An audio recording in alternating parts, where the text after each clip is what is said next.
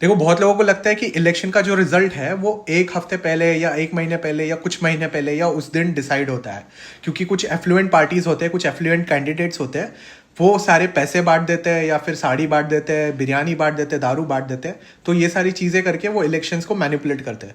ये partial truth है, लेकिन इसकी एक और साइड है जिसको हम कहते हैं वोटिंग बिहेवियर। और ये जो वोटिंग बिहेवियर है वो कोई एक दिन या एक महीने का प्रोसीजर नहीं है।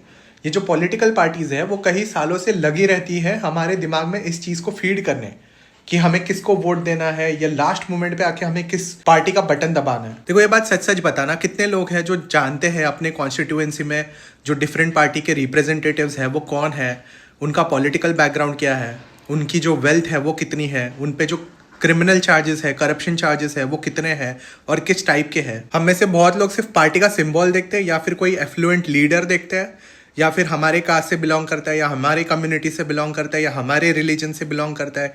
ये सारी चीजें जाकर देख के वोट देकर आते हैं। और आपको क्या लगता है, ये जो वोटर्स है वो रैशनल बेसिस पे जाकर वोट देते हैं या फिर गुड गवर्नेंस के लिए वोट देते हैं? नहीं, इनका जो दिमाग है वो इमोशनली कंडीशन हुआ होता है। क्योंकि मैं एक इंजीनियरिंग और पॉलिटिकल साइंस का स्टूडेंट रहा हूँ, इसलिए ये थोड़ा बहुत समझ आता है कि जो मेजोरिटी इंडियंस है वो जाकर वोट इसलिए देते हैं क्योंकि भैया डेमोक्रेसी है, वोट करने मिल रहा है तो वोट दे देते हैं। एज ए इन्फॉर्म्ड सिटीजन जो वोट देने वाले हैं उनकी संख्या बहुत कम है। इस बात को ध्यान से समझो, डेमोक्रेसी सिर्फ वोट देना नहीं है, एक इन्फॉर्म्ड वोट देना है। हमारा जो पॉलिटिकल फ्यूचर है वो पाकिस्तान या बांग्लादेश जैसा नहीं होना चाहिए, बल्कि वो जापान, यूरोप, न्यूजीलैंड इन कंट्रीज की तरह होना चाहिए, जहां पर जीत सिर्फ और सिर्फ गवर्नेंस की होती है, प्रोपोगेंडा की नहीं।